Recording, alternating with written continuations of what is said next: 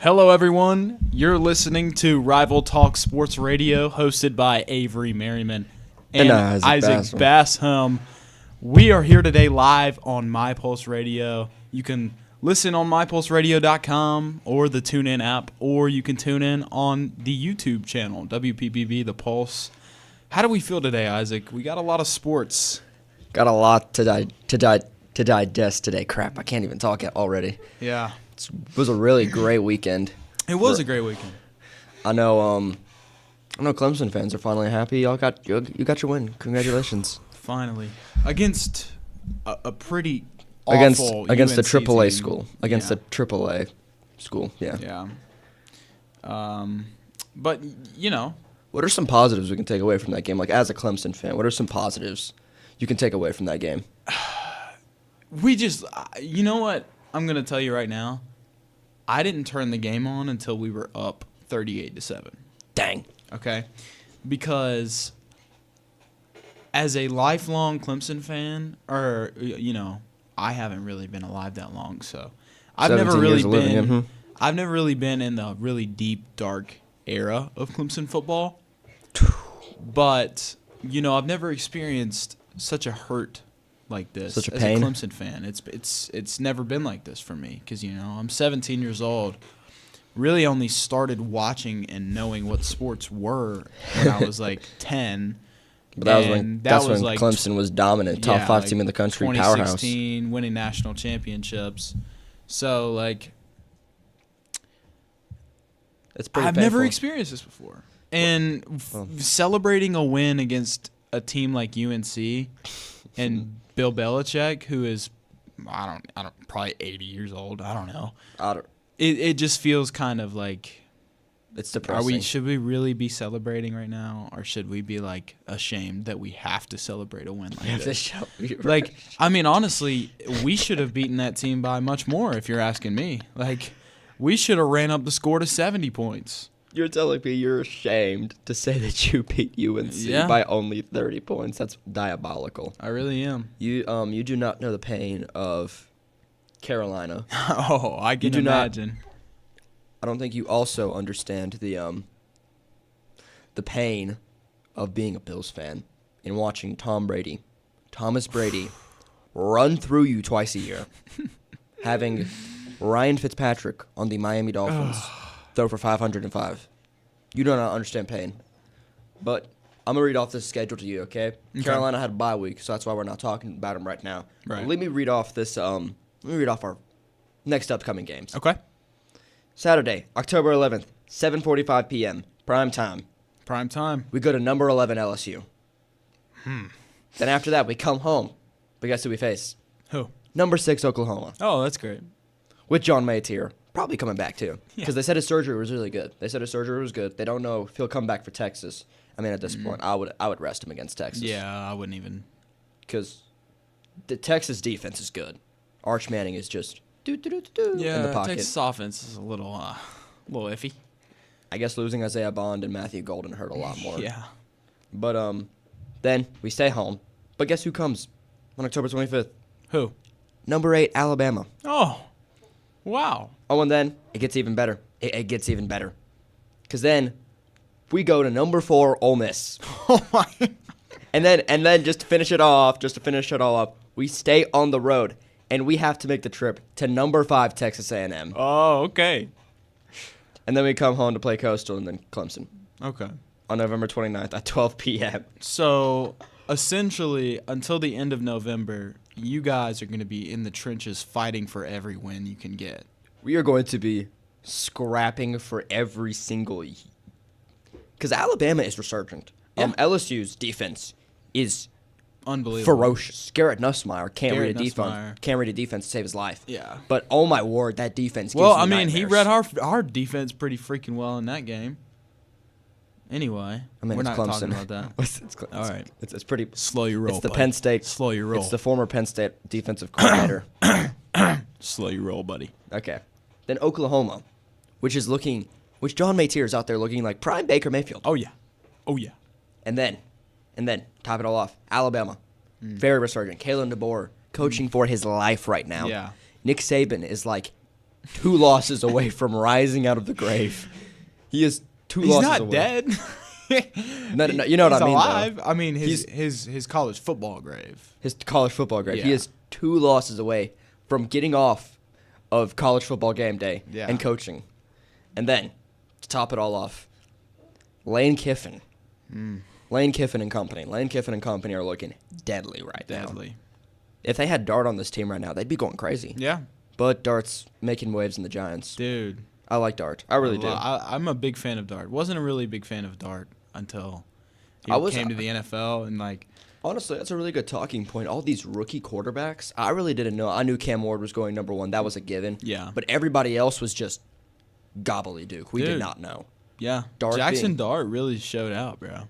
He didn't look good against the Saints. Did you see the thing he did with the celebrity crush?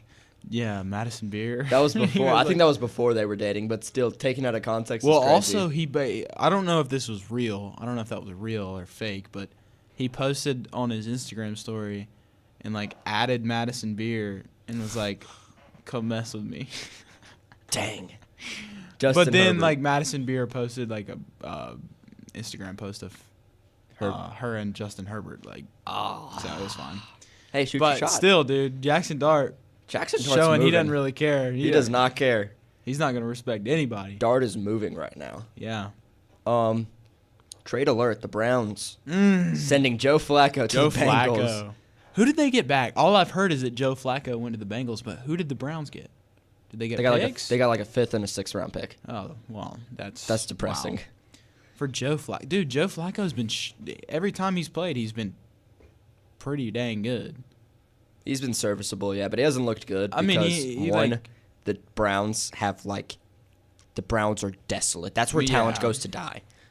That is where talent goes to die. For Joe Flacco to be okay and show that he can manage an offense, maybe win you a couple games, like he took them and to the he's like, how old is he? He's like over 38. 40 years old, right? No, he's like 38, 30. He's like on the border. On the border he's of 40? on the border of 40. I don't know, dude. I've always been a Joe Flacco guy. I've always been a Joe Flacco guy, too, because he was very average in the regular season. But playoffs came around. Playoff Joe Flacco? Dude, playoff Joe Flacco was like prime Aaron Rodgers. Different breed of human. Jacoby Jones made a career off of Joe Flacco. Yep. Playoff Joe Flacco. I love it. He was the perfect complement to that insane Ravens defense. He was. You know, have you seen that stat where the Ravens, like the 2000 Ravens, allowed 160-something points throughout the entire 2000 season? That's it? Guess how many points the Ravens have allowed in like 5 games? How many? Like 170. That secondary is barbecue chicken. Yeah. Nate Wiggins, who I did not like. I'm gonna say this. I did not like him coming out of Clemson. I said he's far too skinny. He's gonna get burnt in man coverage. He proved me wrong. He proved me very much wrong. Wiggins is that guy, dude. He is the bright spot of the Ravens defense. Nate Wiggins. Nate Wiggins is nasty. Telling you, bro. He's that guy. Then he had that pick 6, and I was like, please excuse me. I was not familiar with your game. He may not be like. He's not gonna jam you up at the line. Yeah, and he may not be like the fastest of fastest guys. Right. But Nate Wiggins is gonna give you a game. He will. He'll give you a really good game against your wide receiver 2, wide receiver 1. Yeah. But Jair Alexander is not looking good. Marlon Humphrey hasn't been looking good. Kyle Hamilton is just standing in the pass, dying for his brethren, while everybody else is just twiddling their thumbs in zone coverage. Dude, I remember when everyone hated on Kyle Hamilton. Yeah, like I remember that was that year that he got drafted. Like everyone was like calling him trash. Like you're not good enough. It's like no, he was going to be good. He was going to be good. I could tell. He's a different breed of safety. Yeah, he can do zone, can lurk in the middle of the field. He's a hybrid. He is a real hybrid. But also, the Ravens secondary is just barbecue chicken because Marlon Humphrey literally had like one of the best years for a corner ever, and then he decided, so guys, about me covering receivers, I don't do that anymore. I just sit here. Yeah, I gave y'all a good year. I gave y'all a good year. I'll take this year off. That's about all I can do for you. But it's just that, and the Ravens have just been ravaged by injuries. I mean, I know Nate Wiggins is out right now. Jair's been. After that really bad ankle injury Jair had, he just hasn't been the same. Like, he was a monster in Green Bay. but a few ankle injuries. He just doesn't have that quickness anymore, I don't think. He doesn't have that athleticism. Dude, he was a franchise legend. Madden 22 legend. Yeah, dude. In Madden 22 franchise, Jair Alexander was franchise my quarterback, guy, bro.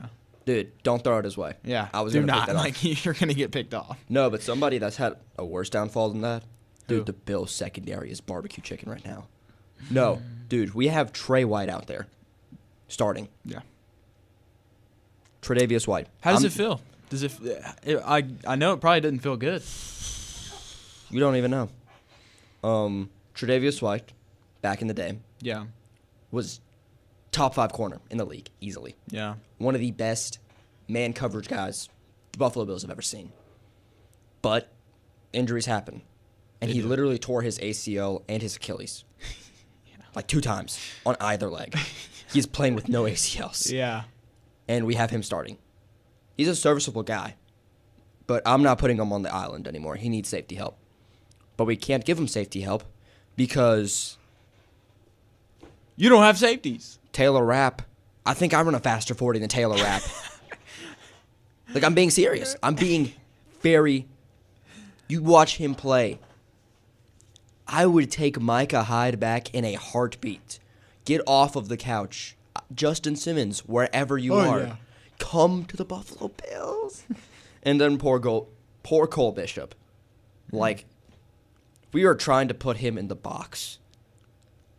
Poor guy. Poor guy. Poor guy. Poor guy. That is not how it works. And I've not been... And why on earth we aren't starting DeMar Hamlin, who clearly has more experience than these two guys, is beyond me. Sean McDermott, I love you. You're an amazing coach. Joe Brady, I love you too. But some of the decisions that y'all make sometimes just boggles my mind. It makes it hard to love. It doesn't make it hard to love. It makes it hard to understand. Hard to understand. Like in the AFC Championship last year. The game before the Super Bowl. Right. You know who we had on Travis Kelce that game? Who? Bale Inspector. You don't even know who that is. No, I really don't. He's a Buffalo practice squad legend, let me say that. Oh, okay. Practice squad guy. Practice squad. You bring him up when you need him, all right? Right. It's kind of like the JV. It's kind of like the sophomore JV guy. You bring him on varsity when the playoffs come around because you got to depend on him. Yeah. Terrell Bernard. Mind you, in that year, Terrell Bernard had picked off Mahomes when he tried to target Kelce. He was not on Travis Kelce. It was Bale Inspector. Because apparently, Isaiah Pacheco, the Rutgers legend, the man who runs like he's got piranhas in his pads, was a bigger threat. Kareem Hunt, 29, 30-year-old Kareem Hunt, with shades of LaShawn McCoy in him. Dude. He averaged like 3.9 yards per carry. That's Prime depressing. Kareem Hunt, though. Prime Kareem Hunt was a monster, though. Dude, he was a monster. On the Browns, bro. Dude, Browns franchise running back right there. Oh, my gosh. gosh. Him and Nick Chubb in the same lineup, which that makes me sad. That's just gross, dude. That's just dirty. It's just like, oh, God. They ran it down your freaking throat. You had the power of Nick Chubb, who was also really fast. Yeah, dude, Nick Chubb is quick. I mean, he used to be before Minkah Fitzpatrick dived into his knee. Yeah, then he just snapped his leg in half. I feel so bad for Nick Chubb. Before that, he was a monster. He was a monster. And then you had Kareem Hunt to take the halfback stretch and the outside toss. Yeah. You couldn't stop it. You had to take those two into account every game. Oh, yeah. Which gets me so mad because they had OBJ, they had Baker Mayfield, they had Jarvis Landry, they had David Njoku, they had Nick Chubb, and they had Kareem Hunt. And they had, which I know doesn't show today, but they used to have a decent offensive line, like top 10 unit in the league. It was the worst case of coaching malpractice I've ever seen. But also, it was depressed OBJ because if I got ran out of New York and traded to the Browns, I would be depressed too. I would fall into a deep and dark depression that I would never get out of. Oh, yeah. Poor OBJ, bro. Dude, OBJ. What a confusing and roller coaster of a career he had. At least he's got a ring. At least he got his ring. He got his ring with the Rams, and he was actually doing good that game. He was. Didn't he catch a touchdown? I think he did. Before he got hurt? Before he blew out his knee, yeah. Yeah, he caught a goal line touchdown. Dude. God. He was a monster for I can't New York. tell you how many. Like, dude, when I tell you I used to go in my living room, throw a football up over my head, and catch it one-handed and fall on my face, and like fall on the back of my head, fall like fully fall, like give yourself a concussion. Yeah, just to be like pretend even for a second that I was like Odell Beckham Jr. Dude, every day, it was like every day. He inspired an entire generation. He did. He was our Randy Moss in terms of influential wide receivers, but the Giants, MetLife, I hate you so much.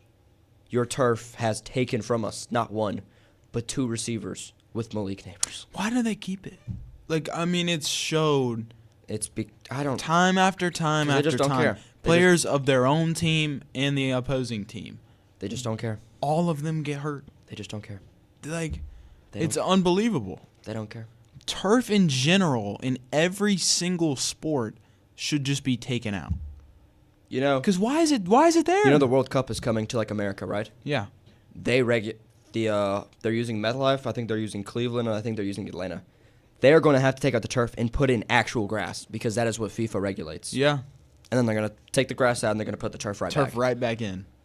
But you know, what are we doing? You know Pittsburgh, right? Yeah. It gets pretty chilly up there, right? Yeah. Especially being close to a river. It's really windy. Yeah. That's all grass. That's all grass. All grass.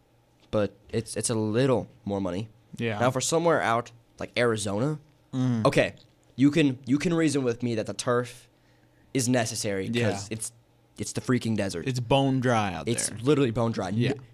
0.1% humidity at best on a good day. 0.2 is humid for them. But you're telling me that in New York, we have to have that MetLife turf that is taken. We don't know how how good the Jets would be because Aaron Rodgers got hurt. Right. Like the Jets were coming into that season with a pretty good roster. They had Garrett Wilson, which if Garrett Wilson knows what's best, he's going to ask for a trade. Yes, and he needs to get out of there as soon as possible. I do, but contrary to that, if he does what's best for him, he'll ask for a trade, but if he does what's best for the team, he's going to stay. Yeah. Because I like what Aaron Glenn is cooking up. It is literally the players are selling. Like, have you seen the report? There was a report that came out that said after the loss to the Dolphins, I think, the reporters in the press conference room, right outside the locker room, could hear Aaron Glenn yelling. Really? He was pissed. I mean, I'd be too. Oh, yeah. I'd be too. You telling me the Tua Tagovailoa just beat me with my elite defense. Man. Tua is going to be a vegetable, bro. I'm sorry to bring that up randomly, but Tua is going to turn into a freaking fruit, a vegetable. He's going to be a little tossed salad. His brain is going to be a tossed salad with a little bit of ranch on top. Yikes. When he ends his career. That guy is like, how does he get hit so many times? It's because that offensive line is garbage. No, the Dolphins' offensive line might be like the 31st or 32nd best offensive line. That's why Devon Achane. We don't know how good Devon Achane is on some days. Yeah. He's the second leading receiver on that team. You know that, right? He's acted as wide receiver too. Because, what's his face? Tyreek Hill.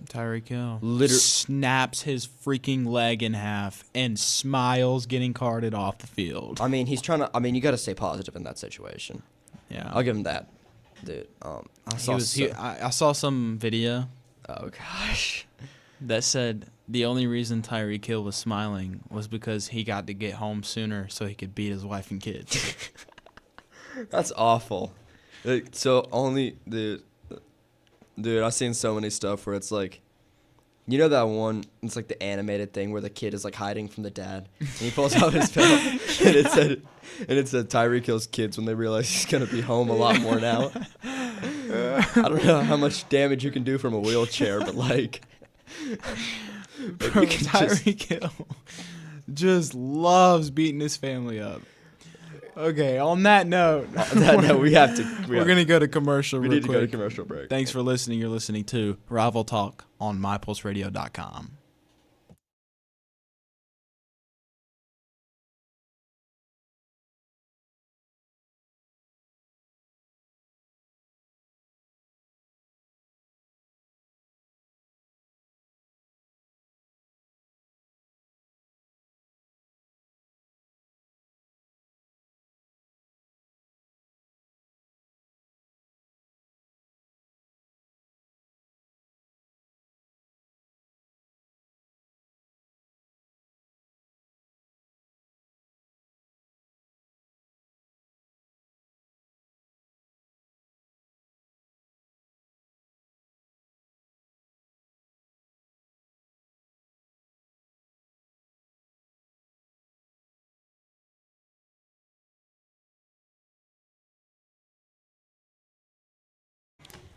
All right, welcome back, everybody. You are listening to Rival Talk on mypulseradio.com or the TuneIn app. You can also tune in on the WPPB The Pulse YouTube channel. Isaac, what segment we got for him today, right now? I think we got some the AP Top 25 that has just been released. Okay. All right. So Ohio State is just not moving. They're just good. I think they might repeat this year. Yeah. That's my pick. Miami is number 2. Oregon falls down 1. Not by any fault of their own. Indiana, your Indiana Hoosiers. Guess where they are? Indiana Hoosiers. Where they at, baby? Tell them. Let them know. They are at number 7. Woo! They are in the top 10. Kurt Cignetti, I love Kurt you. Cignetti is a legend. This is quite the surprise. Penn State is nowhere to be found. They are Not unranked. a surprise to me because Penn State sucks. Memphis. Penn State sucks. Memphis is at 23. UCF, Southern Florida, is at 24. Vandy. Dang, Vandy moved to 20. They tanked after that loss to Alabama. Alabama just handled them. Texas Tech is comfortably at 9. Right. I think they can make the playoff.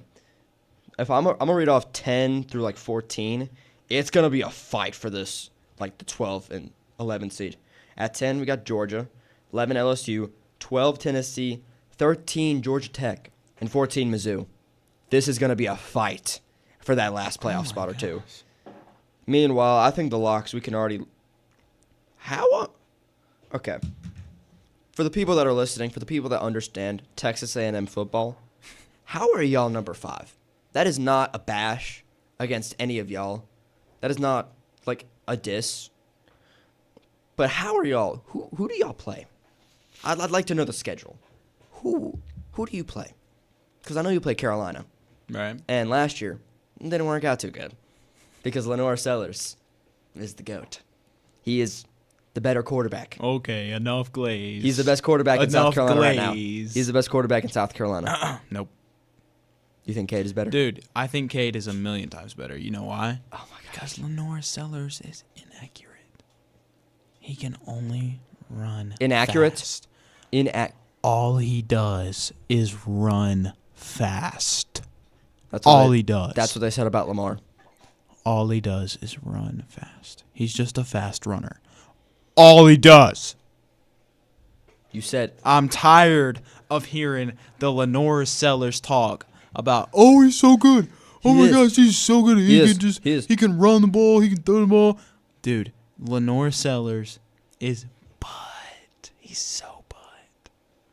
All he can do is run the ball, bro. Can I read off some He's stats? so butt. Let me tell you. No. Let me tell you. No, let he's me so tell you. butt. Against Mizzou, he went 18 for 24 through the air. 2 touchdowns through the air and 2 rushing touchdowns through the air. La. Okay, now you're just being annoying.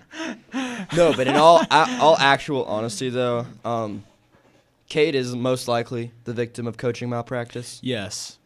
Garrett Riley, Don't even get me started on Garrett Riley. I think Dabo. He needs to be fired. I think he needs to go coach like Memphis or something. Yeah. He needs to go coach. Go get him a different job. Like, we'd be happy to have you out of Clemson right now. That buyout, I think Avery Merriman will buy him out completely. Yes, dude. If I will buy him out of his contract. Yikes. His coaching contract with Clemson. I will buy it out. I will put a loan down maybe wait till I turn 18, and then I'll buy his contract out just to get him out of there as soon as possible. So you're gonna go into student debt. You're gonna have the loan. I'm gonna go into personal debt with the bank, just to get Garrett Riley out of South Carolina in general. You have to put your Honda Civic down as collateral. Yeah, dude. Take my Honda Civic. Take my freaking house. Like, goodness. Dog, he's just so booty. So, Dabo, I still have faith in you though. It's okay. You'll be our savior. You'll carry us to great lengths to get us. Wow. Hopefully, you know what? best case scenario, everyone else starts sucking too, and we just go to the ACC championship, probably against like Florida State. Where you're gonna lose? Probably, but Tommy, it'd be good to get another ACC championship under your belt. Because I mean, that would keep our streak alive of going to the ACC championship. Maybe not winning, but going. You know, it at least it would definitely not be an accomplishment.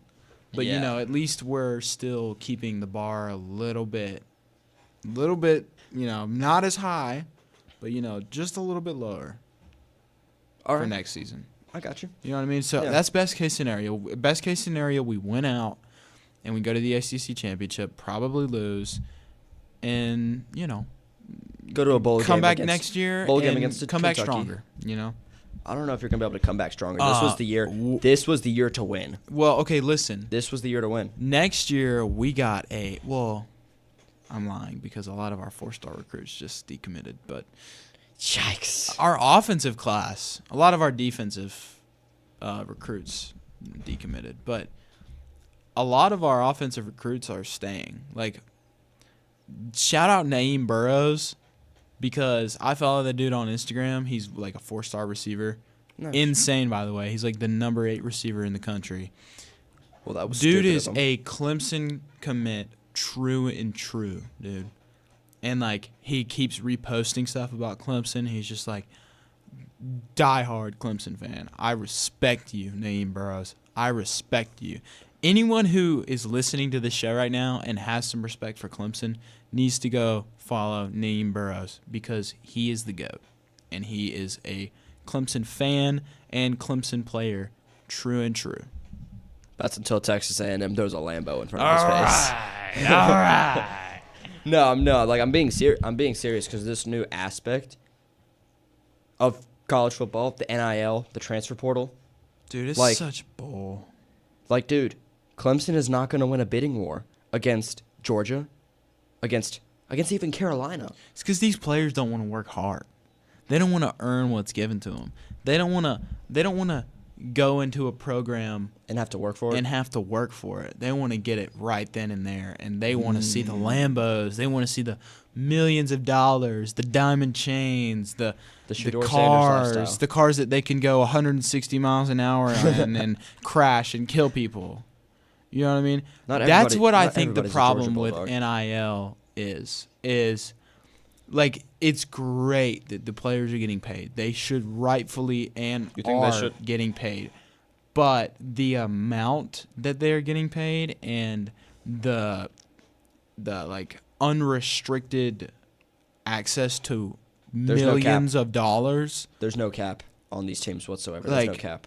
It's unbelievable, and it's making the good teams better and the worst teams and like the bad teams worse, because all of these teams, it's like the Yankees, dude. It's like the MLB.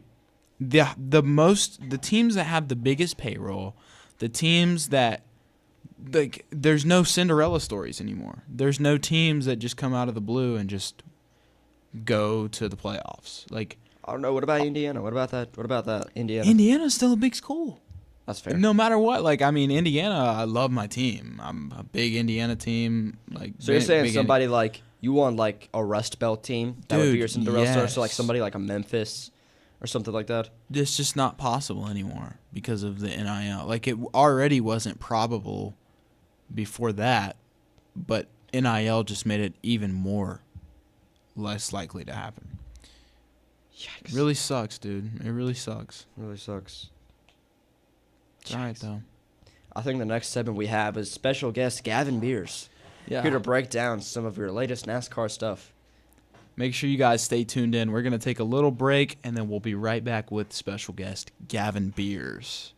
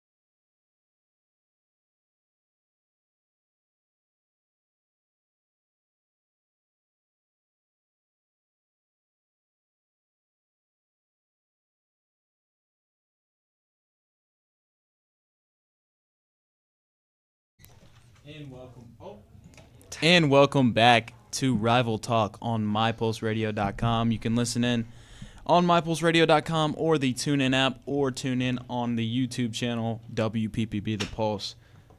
We are here with special guest Gavin Beers. What's up? Here to talk about some racing stuff. What's going on with the NASCAR Cup Series? Is that what it's called? Yeah, that's what it's Cup called. Series. Right now, it's pretty crazy. Really? It's the most intense part of the year. Playoffs. They're halfway through the playoffs now already. I feel like it just started, but basically, there's 4 rounds of it.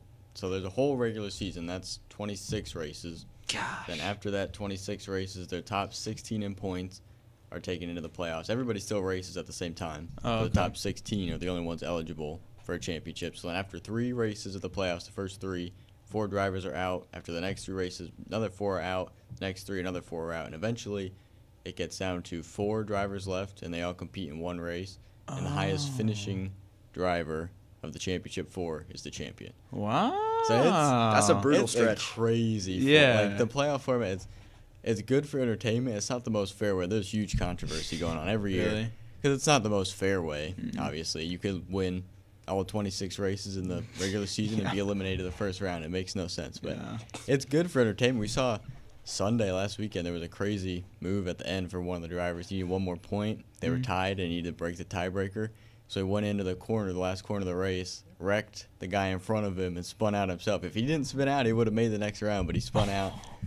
That was Ross Chastain and Denny Hamlin. It was crazy. It gets crazy, especially coming up a couple weeks. Martinsville, there's a lot that happens. It's a half-mile short track, bumping and banging 40 cars on the track. It's wild. So these drivers, they're like willing to crash into each other and wreck each other to win. I mean, these are box cars. It's not like little GT, little F1 car. Like you could put these things to the ringer. Yeah. These cars are not fragile whatsoever. No, they beat and bang with each other to win a regular race. Never mind in the playoffs. They'll do anything. A couple years ago, Ross Chastain, the same guy that wrecked on Sunday, rode the wall. Like he just went flat out saw that. at the same I've track. seen a clip of that. Yeah. I'm not. What's it called? I'm not opening my eyes till I see God or a checkered flag. Yeah. But it's like it was like the thing he did in the game. He would ride the wall, but it gives you that consistent lap time. Yeah. Because you have nobody to go through. Yeah. That is It's so the perfect tough. line. That's illegal now. They had to I was do gonna that say, anymore. didn't they like They banned it the next question day. if that was Yeah. legal or not? Yeah, they did. I mean, there was nothing against it. No, the rule still stood. He made the next round, but now you can't do that. But I'm telling you, it gets so crazy, especially this round. There's a mile and a half, Las Vegas. That's a great track. Then there's Talladega Super Speedway. Oh yeah, Talladega. Everybody knows Talladega. Yeah, Talladega. They put that track in the round of 8 this year. That's crazy. I'm going to it. I can't wait. Oh, Really? It's gonna. I don't know what to expect because normally in the past, the playoff race, everybody kind of stays in the back, tries to just not be in the wreck. Now it's the third to last race of the year. I don't know what they're gonna do. I'm excited for it. So everybody is just, because what's it called? You said it's like a points system. Yeah. How it works. So everybody is going to be basically clawing with each other for Yeah. these points, right? Yeah, every car in the field still scores points. It's not only the playoff driver. So if you're a playoff guy and you finish all the way in the back, if you're in the wreck, you get way less points than the other guys who are in the front. And there's a lot of playoff guys that are good at super speedways that are left, and there's a lot that are not. They have bad luck. So I don't know what to expect. I'm excited for it. It comes up 2 weeks now. They'll be there. Wow. Wow. Yeah. So you said you're going to be down in Talladega, right? Oh yeah. Wow. It'll be my first time there. I'm excited. I can't wait. Talladega Nights. Is it too early to call, or is there like a clear-cut favorite to win it? No, there's never a clear favorite. Wow. Last year there was 8 laps left in the race. There was like a set top 10. This new car they have, you really can't pass at Talladega. It's just such a wide track. But there was 8 laps left in the race, and pretty much the whole field wrecked. There was 28 cars in it. So you will not know until the last. You won't know until the checkered flag. Yeah. Wow. It's And not, even then you won't know if someone gets disqualified or fails inspection or something like that. fails and you can get kicked out of like not just like the race, but like the playoffs writ large just because of No, failed not inspection. the whole playoff. I mean, yeah, last year it happened. One of the guys in the round of 12 failed inspection after the last race in the round for being too light on weight, and they got sent to the back. And because of that, they lost all those points, and they got eliminated. They were in originally, and they got eliminated after that. So it can happen. Wow. Wow. But one race, if you do it, it won't really matter. Wow. Hey. I've seen like NASCAR races before, and I kind of look at it and go, how are all these guys like racing like professionally? Because like you make one wrong move and it's like 20 cars just sitting there. Mm-hmm. Yeah, it's a lot more involved than people think. Like you just look at it and think, oh, it's just a race. There's a lot more that goes on with this. There's a lot of like you have to be perfect every aspect of the weekend. Your car has to be set up right. It has to meet all the minimum requirements. Everything. You have to be good on pit stops. That's not even up to the driver. That's up to the whole crew. Yeah. The strategist, the crew chief. Everybody has to execute.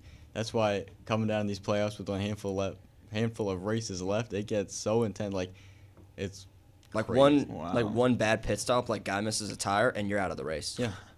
Like that's how it is. Like wow. Dude. I did not know it was like. Oh yeah. Do these drivers like? Is there any like rivalries? Do these drivers like hate each other? Oh yeah. All the time. Not all the time, but more. There's a good amount that.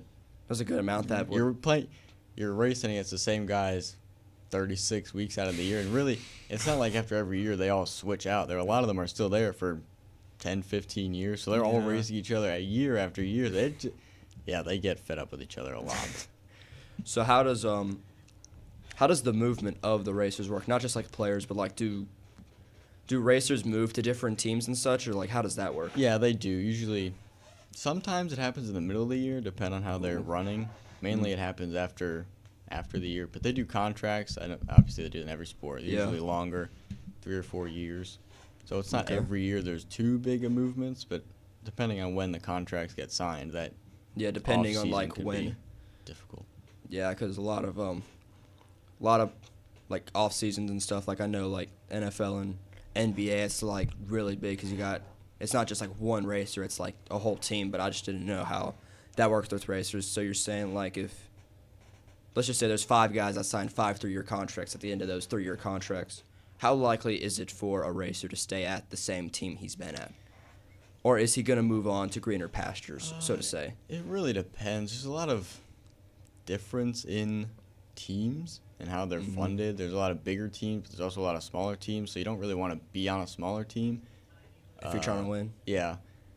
It really depends on how your performance is. If you're running good, consistent, winning, you'll most likely stay there. Unless there's somebody from a lower series who's performing better, then they might bump up if they're the same manufacturer. So it really kind of depends. So there is like, when you said like the lower races or whatever, you said, so there's like levels to this where say like, I don't know, Lowe's has this one guy that's been racing there and he's doing good, but there's somebody basically in the G League of the NASCAR lower, and they're like, oh, this guy's good, we're going to bump him up. Yeah, there's 4 main series, 3 national series. There's the ARCA series, Craftsman Truck Series, Xfinity Series, and the Cup Series. And it really usually younger people are in trucks and Xfinity, and they keep moving up the ranks as they get better. There's a lot of good people down there right now, especially in Xfinity, that are looking to move up next year. To Cup? Yeah. So Wow. they not scout, but they do their homework. Yeah. And there's not a lot of the same teams, but everybody's involved with each other. So some teams in the Cup Series are also in Xfinity or in trucks. Gotcha. So they all have an eye on each other. They're all partnered with each other. Right. They're all looking for like the next big thing. Right. It's actually really cool. I did not know that because I thought all the Xfinity and the Truck Series was all just kind of like separate from each other. I thought that was like your niche. I didn't know there was like levels to this. No, yeah, there's a lot of Cup drivers that go run Xfinity races or truck races throughout the season, and that's pretty good. Nice. I like when they do that. I played that NASCAR Heat 5 game a lot. Like I'll just go through a phase where I'll just download it and like make like the lowest difficulty and just win every race. But yeah, I played the dirt track ones, like where those are my favorite. Yeah, those are dirt races. Those are cool. fun. Yeah. But yeah, I didn't know. I thought like the only reason I did know that there was like you go levels up because of that game, because like you know the 'Cause, like, trucks. I always thought the trucks were weird. Like when I was a kid, I knew that like that was a thing, but I was like, why would you want to race trucks? No, look, I've seen some clips. It looks pretty fun. Yeah, The trucks are cool. I like the trucks.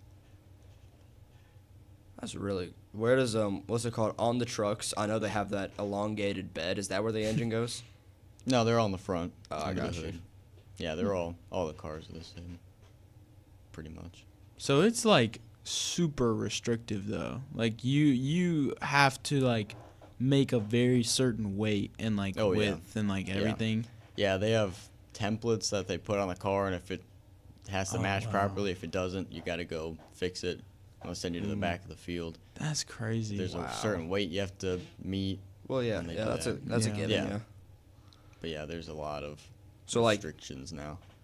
A lot of restrictions now. Was it more lenient back then, or was it? It was before they had all the technology to keep everybody the same. Now the Cup Series is a spec series, so everybody has to have the same parts and pieces. Back in the older days, you could just have whatever you want. So that's why there's so much this is really variation. just about, because I know on like F1 and GT stuff, it's all about making your car better. With NASCAR and stuff, it really puts you to the test as a driver, because it's like everybody's pretty much uniform out here. It's up to you as a driver to make it happen. Yeah, especially the difference between NASCAR and Formula One. There's so many different tracks in NASCAR. Like Formula One, you have road courses, street courses, but that's it. NASCAR has short tracks, intermediate tracks, super speedways, road courses, street courses. They had dirt. So they do street courses? Yeah.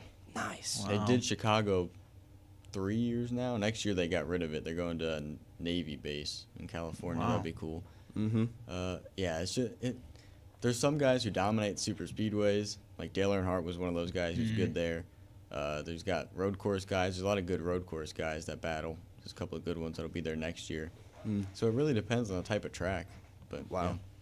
So I mean, it's really just about how you are on the track and how good you are like as a driver, just writ large. Because like everybody pretty much has the same car by what you're saying. That's some few minor differences, but the model is still the same. That's really cool. I did not know that. That's really cool. Thank you, Gavin. Yeah, thank you, Gavin. That was really insightful. I did not know that much about NASCAR. Yeah.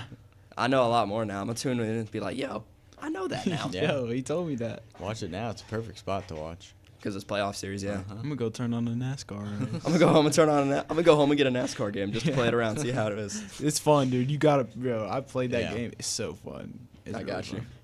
All right, well, thank you, Gavin, for coming on for this segment. Make sure to tune into his podcast, Lap by Lap. Yes. He's breaking down the Cup Series right now. He's very insightful, very intelligent guy. Go listen to it on Spotify or wherever you listen to it. All righty. Well, you're listening to Rival Talk on My Pulse Radio. We're going to go to commercial break real quick, and then we'll be right back.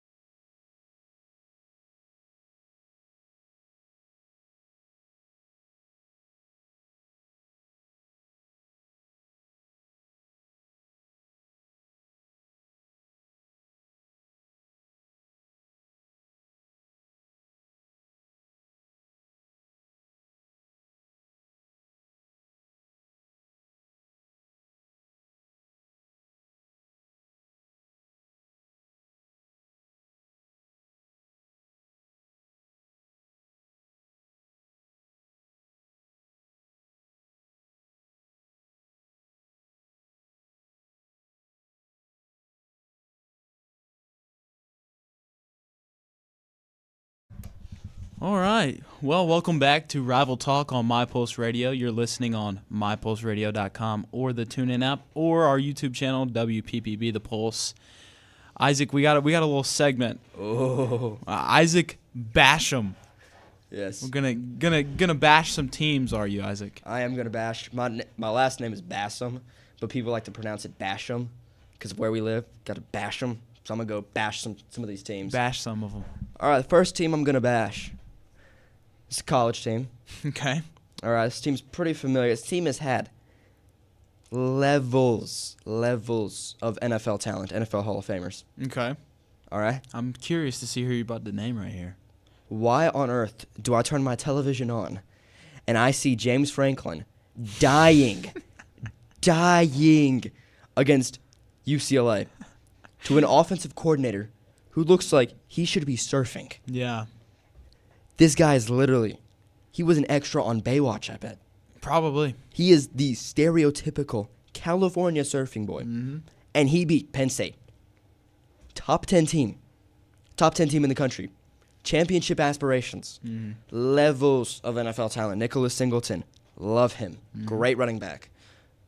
Why on earth are we losing to UCLA? Unranked UCLA. No head coach, no offensive coordinator, and no defensive coordinator. They gutted isn't even an appropriate word. They decapitated their coaching staff. Yeah. Because it was so bad. And you're telling me Nico, the another Hawaiian quarterback, was looking like Marcus Mariota out there? Three touchdowns and three passing and two rushing? I'm pretty sure, yeah. What was the box score of this game? I just looked at it and I said, you know what, this is a Penn State loss. When they lost to Oregon, I said, you know what, Oregon is looking really good right now. It was excusable.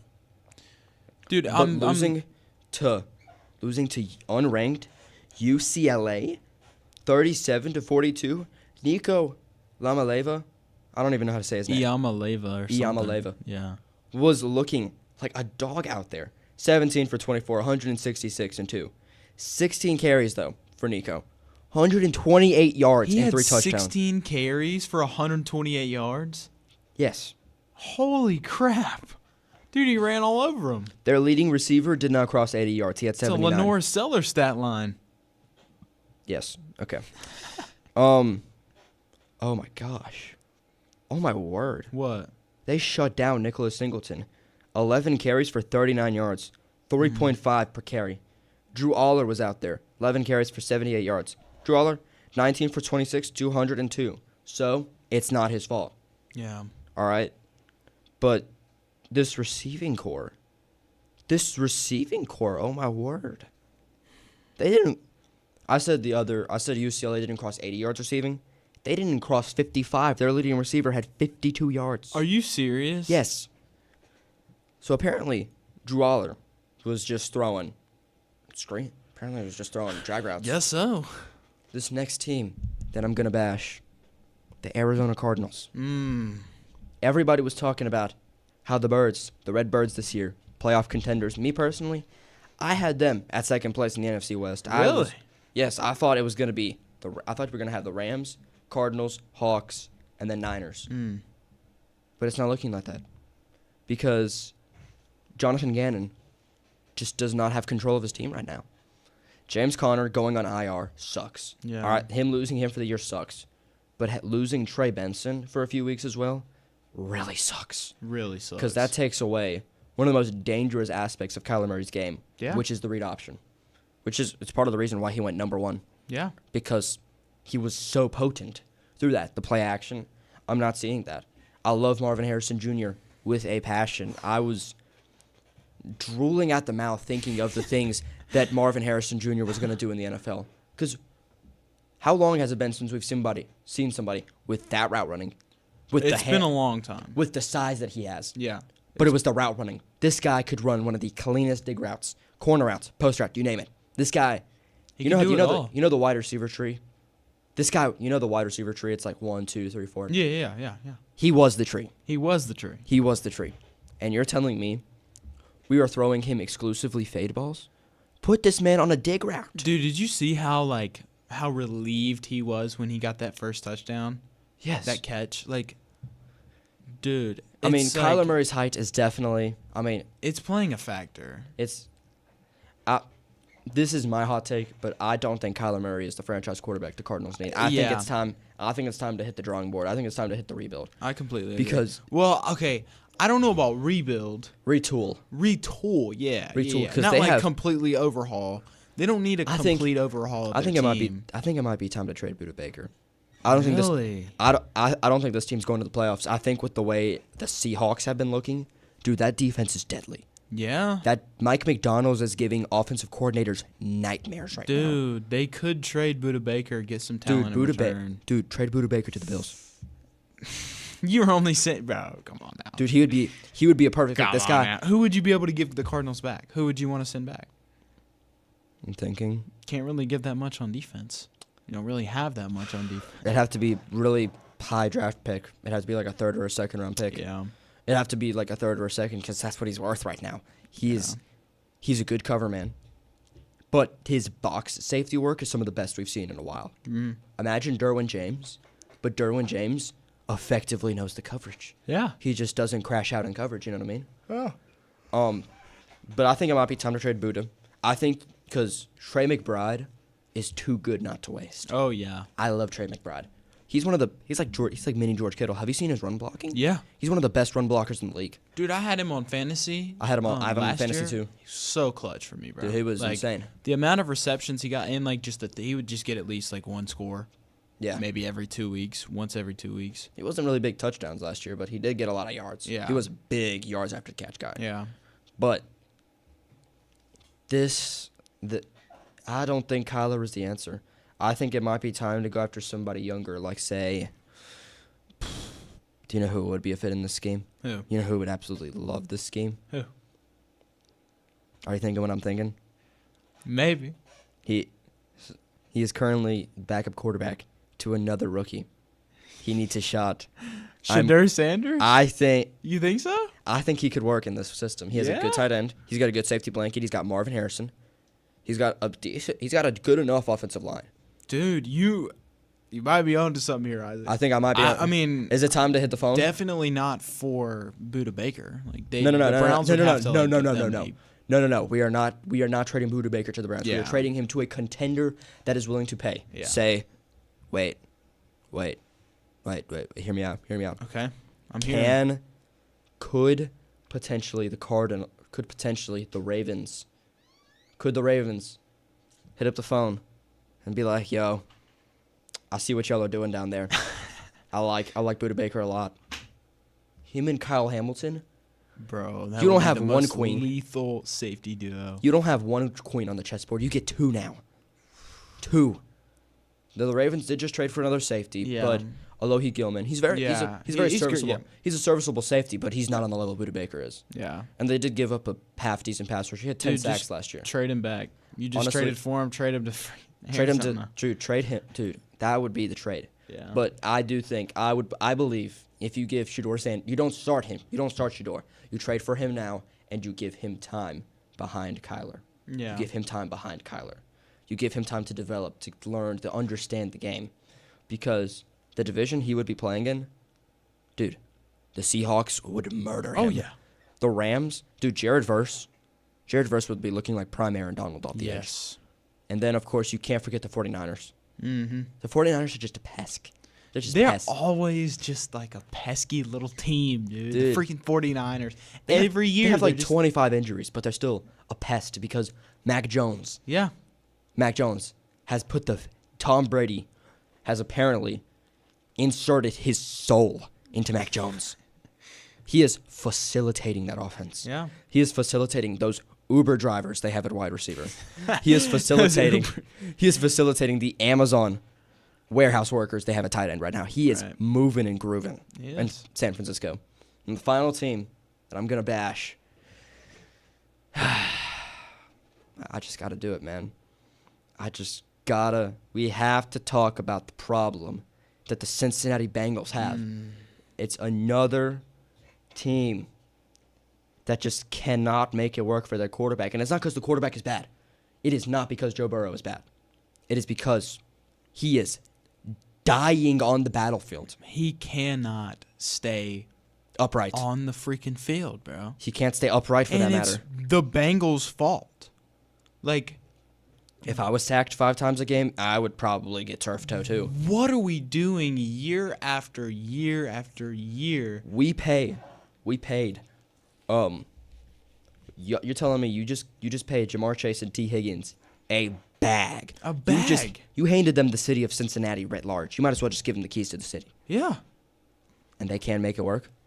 It's the philosophy that the Patriots had. You know why the Patriots won all those Super Bowls? They invested in their offensive line. Yep. They invested in the defense. The defense was the real defense. But they had one weapon. His name was Rob Gronkowski. Everybody else around him, it was a constant revolving door. Well, except for quarterback, obviously. Except for quarterback, yeah. But you had some names. You had Wes Welker. You had Julian Edelman. Yeah. Did have Randy Moss. But these little slot receivers. And you had your Randy Moss. Randy Moss was the 2007 undefeated season was like unbelievable. Holy crap! One of the greatest seasons by a wide receiver like ever. But they didn't have. They had. That was the one outlier to the receivers. Right. They never had, outside of Moss, they've never had like a genuine top 10 guy. Mm-hmm. Outside of Gronk. Gronk was their At guy. receiver, though, yeah, they have never really. They had Danny Amendola, amazing receiver. He got his rings with the Patriots. Love him to death. Yeah. Great route runner. But he wasn't out here like Stephon Diggs. No. He wasn't out here like Odell Beckham. No. They weren't investing in Calvin Johnson, you know what I mean? Yeah. They didn't need these superstar receivers. They needed a good offensive line to surround Tom Brady, give him a good running back to hand the ball off, give him Gronk. Yeah. Give him Gronk, and that's fine, and we'll be fine. That's why they didn't invest in other weapons. But they had the offensive line that kept him upright and allowed him to win 6 championships. With not one, but 2 dynasties. Because you remember they had the first dynasty, right, where everything went crazy. Then they had a little bit of they had some down years. Okay, yeah, a little down years. They weren't competing. Then they came back full force. Yep. And they started dominating again. Yep. Mind you, this is the guy.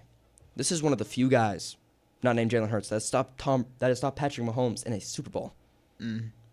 He went to Tampa Bay for a year, and he won the Super Bowl with that team. Yeah. He didn't just. They dismantled that Chiefs team. That wasn't dismantle's an understatement. They took them apart like a surgeon does to a patient. But that's at the end of the day, the Bengals just need offensive linemen, and they also just need a defense too. That'd be nice too. Yeah, that'd be nice. 12 warm bodies that know their assignments would be really nice too. Yeah, that'd be really nice for the 11 Bengals. warm bodies out there that would know what to do. That actually knew what they were doing on a football field. Hey, Demetrius Knight and Trey Hendrickson are looking really good for that defense. Dude, Trey Hendrickson, dog, big fan. But he's probably gonna leave. Probably. They gave him a pay raise, but after this year's contract's up, he's going to leave. Come to Buffalo, baby. I'm kidding. No, we don't need him. Unless Joey Bosa falls off a cliff again, which I'm praying right now. You're staying healthy. Please don't fall off a cliff. We should be good at edge. Yeah. But that's all I've got to say. That's the Basham. That is the first Basham segment. All right. Well, thank you very much, Isaac. It's been a pleasure. Absolute pleasure. With this episode of Rival Talk on My Pulse Radio. Thank you to everyone who tuned in and stayed all the way to the end. This was Rival Talk on My Pulse Radio. Tune in 2 weeks. 2 weeks. Not the next week. Not this Wednesday, but the next Wednesday at 12 o'clock for episode 3. And you can listen on mypulseradio.com, the TuneIn app, or watch live on the YouTube channel WPPB The Pulse. Thank you, everybody who's listening. I hope you all have a great rest of your day.